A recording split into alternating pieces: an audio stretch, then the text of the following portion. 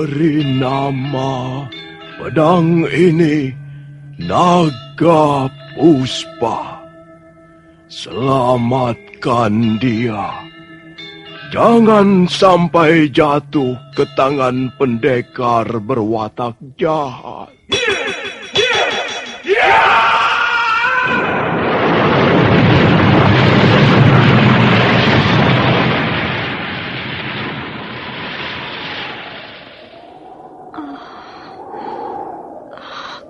Kakang Kamandanu, kau masih juga tidak percaya bahwa aku mencintaimu. Mesin, maafkan aku, Mesin. Mesin. Mesin!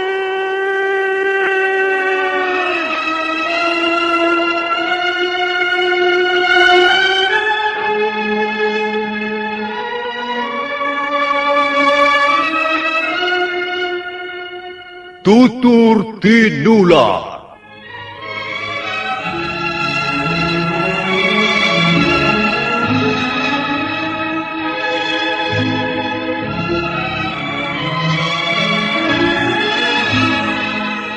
Sebuah sandiwara radio serial, produksi Sanggar Cerita dan Teater Sanggar Prativi. Sebuah kisah dengan latar belakang sejarah runtuhnya Singasari dan berdirinya Kerajaan Majapahit.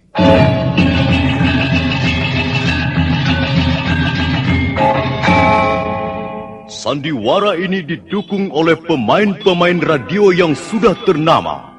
Ferry Fadli, Ivone Rose, dan Eli Ermawati.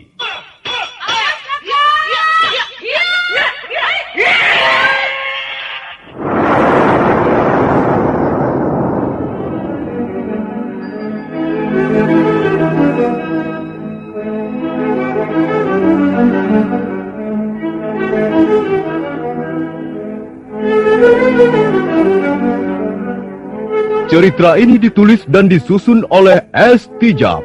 Teknik dan montase dikerjakan oleh M. Pranoto dan Edwin Sutandi. Sutradara Bambang S. Kali ini mengetengahkan episode kedua dengan judul Kisah dari Seberang Lautan.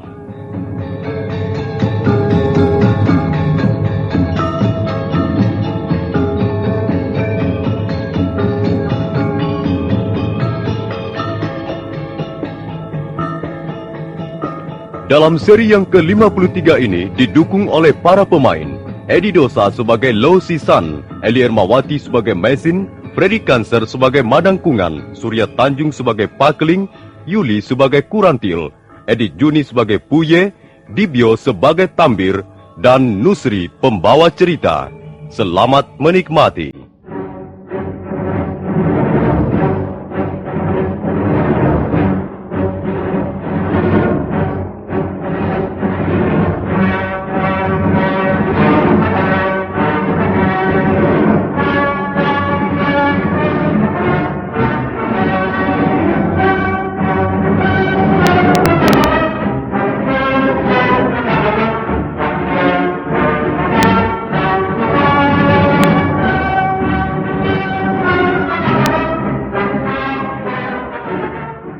Dalam seri sebelumnya diceritakan bahwa pendekar Lo dan Mesin telah pergi meninggalkan Bukit Mbabar setelah mengambil pedang naga Puspa.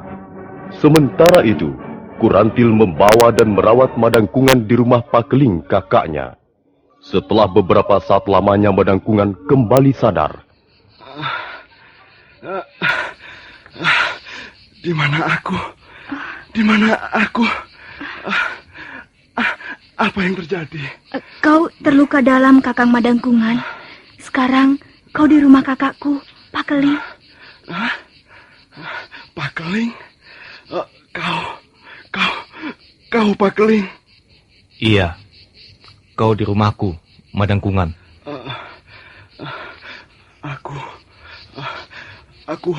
Aku harus membunuhmu, Pakeling.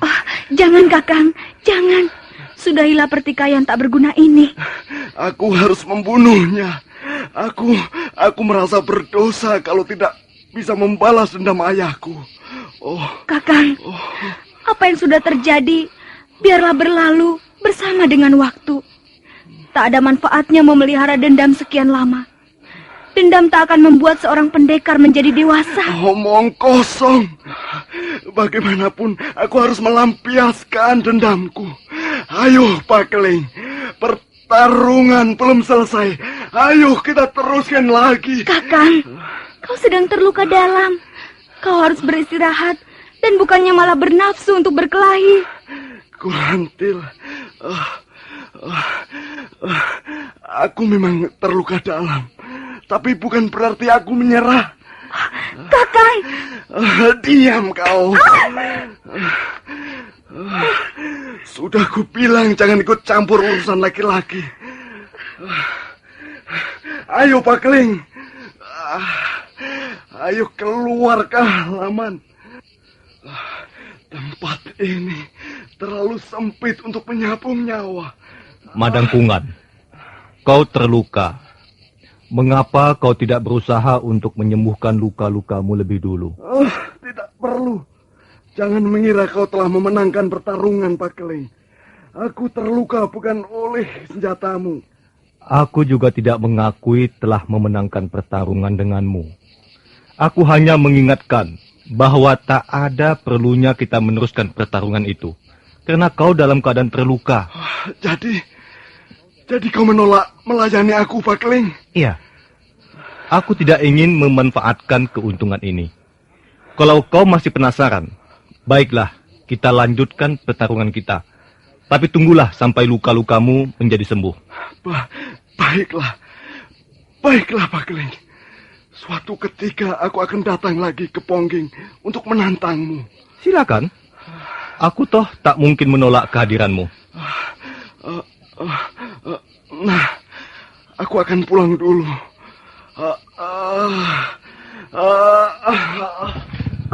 Kakang. Tentu saja. Menurut Aki Gumblek, tak jauh dari desa Pongging ada desa lagi. Tapi sebelumnya kita harus menyeberangi sebuah hutang. Sebenarnya kita mau kemana, loh? Ayah, Mesin. Pertanyaanmu sukar untuk kujawab. Paling tidak untuk saat sekarang ini, Mesin. Kita sedang berjalan. Kita meninggalkan negeri leluhur dan sekarang berada di negeri orang. Kau tidak usah cemas karena tidak tahu tujuan perjalanan kita, Mesin. Yang penting kita mencari keselamatan. Kita menjadi orang asing di negeri ini. Makin jauh masuk ke daerah pedalaman, semakin terasa bahwa kita orang asing. Ya, kita akan banyak menemui kesulitan. Karena warna kulit dan wajah kita yang menyolok.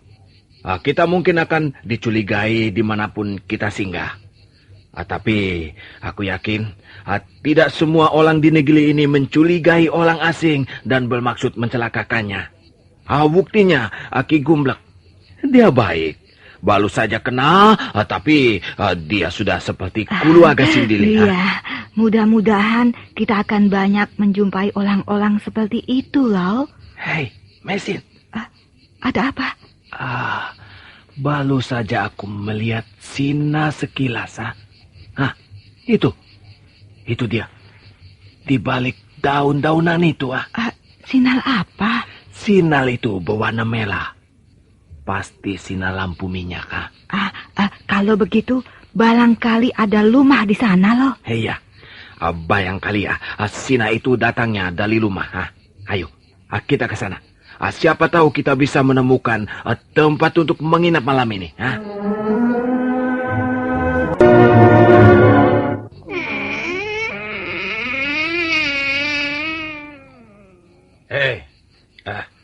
Ada perlu apa? Maaf, Bapak. Kami kemalaman di jalan. Apakah kami bisa numpang tidung balang semalam saja? Numpang tidur? Ya. Kalian mau tidur di mana? Rumahku ini kecil sekali. Dan aku tidak mempunyai tempat tidur yang pantas. Yang penting kami bisa membalingkan tubuh, Pak. Kami hanya membutuhkan istirahat malam ini saja. Besok pagi kami sudah akan melanjutkan perjalanan. Ya. Kalau begitu baiklah. Silakan masuk. Terima kasih. Terima kasih.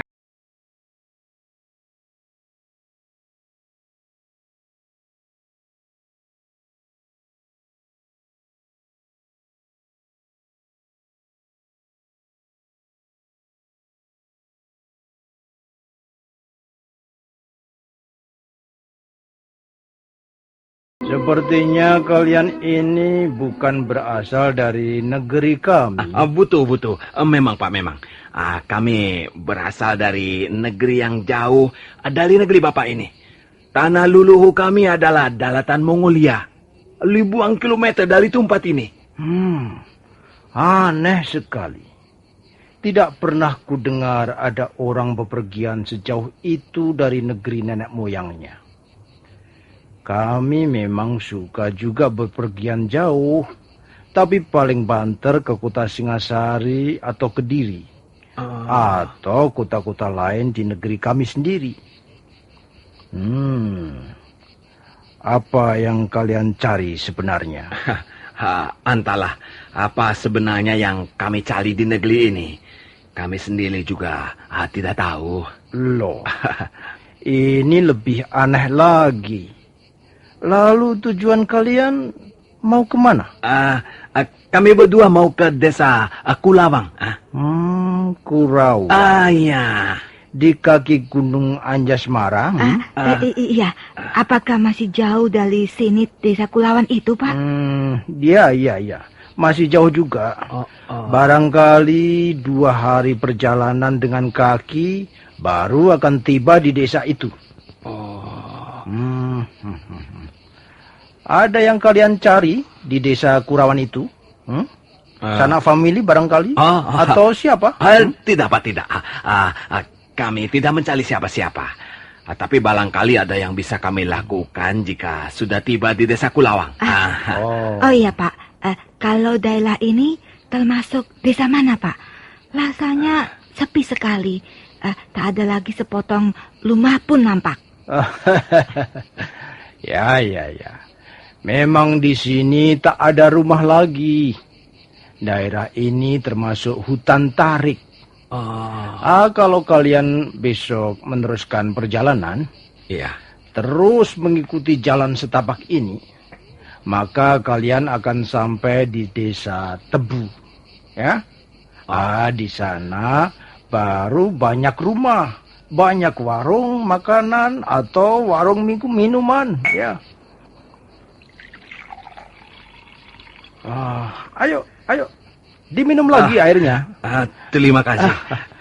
Di sini hutan, tidak ada apa-apa kecuali suara-suara binatang hutan. Ayo, ini air gula aren yang aku deres sendiri.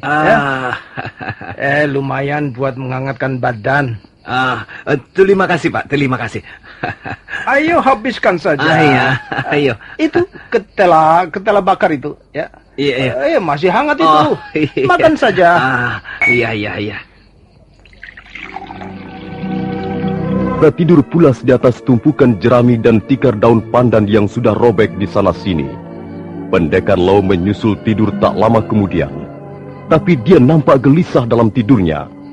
Mendadak, lewat tengah malam, dia tergagap bangun. Mesin. Ada apa, Lau? Aku masih mengantuk. Bangunlah. Ada sesuatu yang tidak beres, Ada sesuatu yang tidak beres? Apa maksudmu? Dia tidak ada di tempat tidurnya. Maksudku orang desa itu diam-diam telah pergi. Kelihatannya dia bukan orang yang mudah untuk dipercaya begitu saja. Apakah sudah lama orang itu pergi, Lau? Aku tidak tahu. Aku memang tidak bisa tidur pulas. Aku gelisah. Mana banyak sekali nyamuk hutang. Bisa-bisa gatas sekali kalau menggigit. Tapi karena mengantuk dan lelah, aku bisa juga terlelap sebentar. Tapi ketika bangun, kulihat tulang desa itu tak ada lagi di atas pembalingannya. Pergi kemana ya dia malam-malam begini? Mana tahu. Kita bersiap-siap saja. Kalau memang orang itu bermaksud tidak baik, ya terpaksa kita lawan berdua. Tapi Lau, kalau bisa jangan sampai kau gunakan lagi pedangmu itu, Lau. Kita berada di negeri orang. Janganlah kita melibatkan diri dalam peristiwa-peristiwa pembunuhan berdarah. Aku mendengar ada delap kaki kuda menuju kemari. Pasti orang desa itu datang bersama kawannya. Aku mendengar ada delap 2 ekor kuda.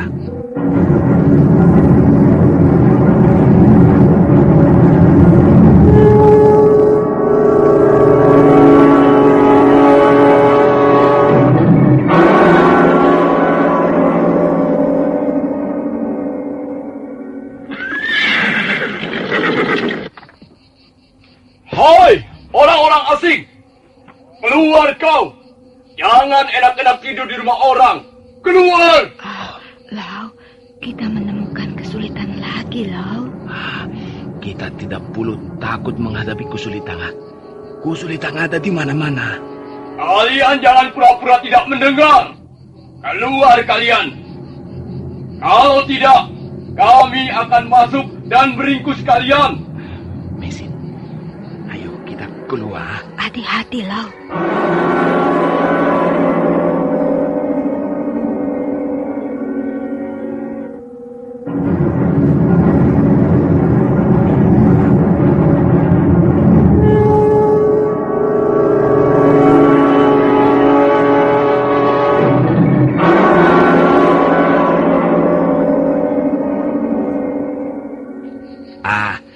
Kami sudah keluar. Apa maksud kalian, Begitu lebih bagus. Jadi kalian tidak perlu mempersulit tugas yang dibebankan pada kami. Lihatlah, bukankah yang satu itu pemilik gubuk yang kita pakai menginap? Iya. Iya benar. Namaku Tambir. Dan ini temanku, Puyi. Ada maksud apa?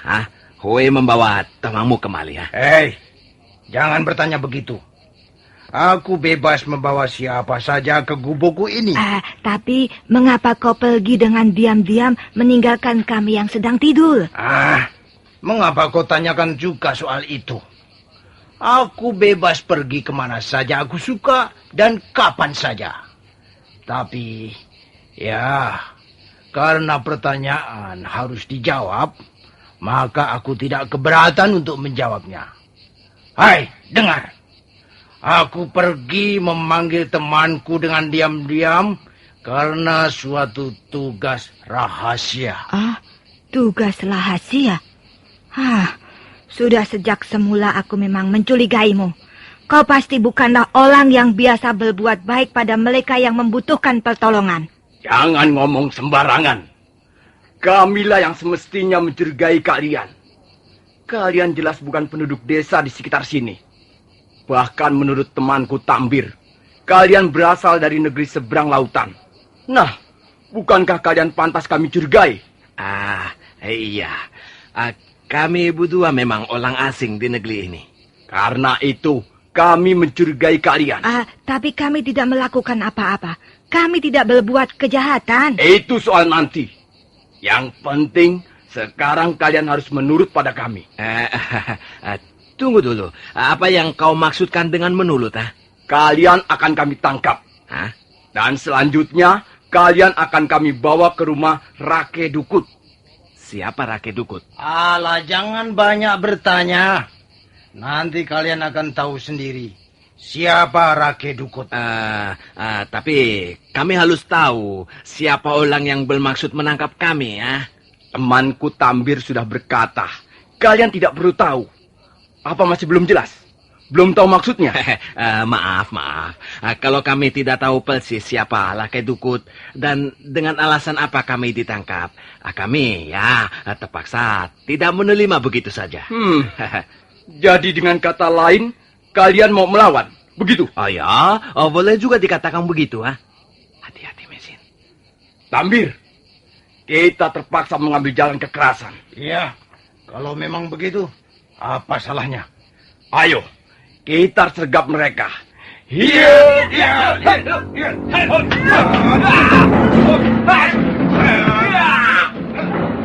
Wah, boleh juga permainan orang ini, Tambir. Iya, perempuan ini pun agaknya bukan hanya tukang membuat sayur dan merebus telur. Agaknya dia juga mempunyai simpanan ilmu bela diri yang lumayan. Mumpung hari masih gelap, kita harus segera meringkus mereka. Supaya besok pagi segera bisa kita bawa ke rumah Rake Dukut. Iya. Buat apa membuang-buang waktu? Iya.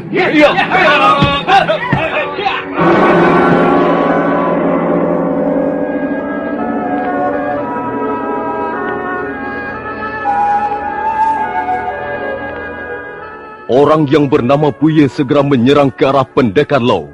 Dia heran setelah beberapa kali serangan-serangannya dapat ditepiskan dengan mudah. Demikian pula orang yang bernama Tambir.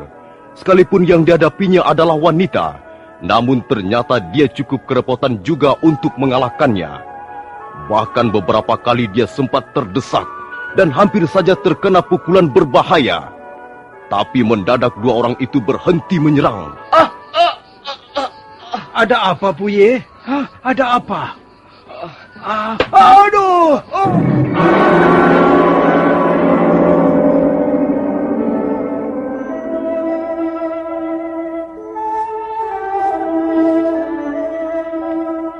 Apa yang terjadi, Lo? Mengapa orang-orang itu mendadak loboh? Rasanya pukulanku tidak mengenai bagian yang bisa membuatnya loboh seketika. Tunggu, Mesin. Jangan-jangan dia hanya berpula-pula dan bermaksud menjebak kita. Tapi kelihatannya dia bersungguh-sungguh. Mereka mendekap ulu hatinya sebelum terjungkal loboh. Baiklah, akan kulihat dulu. Kau tunggu di situ. Bagaimana, Lo? Kemarilah, Mesin. Bukankah dia bersungguh-sungguh? Iya. Lupanya mereka tidak berpula-pula. Dua-duanya loboh seketika. Coba kau lihat ulu hatinya. Agak gosong dan memal seperti terkena pukulan kelas. Apakah kau telah memukulnya tepat di ulu hatinya, Lo? Tidak. Aku juga tidak merasa memukulnya di bagian tubuh yang lawan itu. Lalu siapa yang melakukannya? Kalau begitu, pasti ada orang di sekitar tempat ini. Iya, aku juga berpikir begitu, Lo. Dan orang itu yang telah memukulnya. Bukan memukulnya, tapi melemparnya dengan batu-batu dari jarak jauh. Iya. Tapi apa maksudnya ya? Apakah dia bermaksud menolong kita? Itu belum bisa dipastikan. Yang jelas orang itu mempunyai tingkat kepandaian yang tinggi. Dengan lemparan batu dari jarak yang cukup jauh, orang itu bisa melobohkan pendekar-pendekar seperti Puye dan Tambi. Itu dia orangnya, Lo. Tunggu! Siapa orang itu, Lo? Mana kita tahu, Mesin. Yang jelas dia mempunyai kemampuan yang cukup tinggi. Kalau dia bersahabat dengan kita, maka tak ada soal. Tapi kalau dia memusuhi kita, barangkali aku terpaksa menarik kembali pedang naga puspa ini.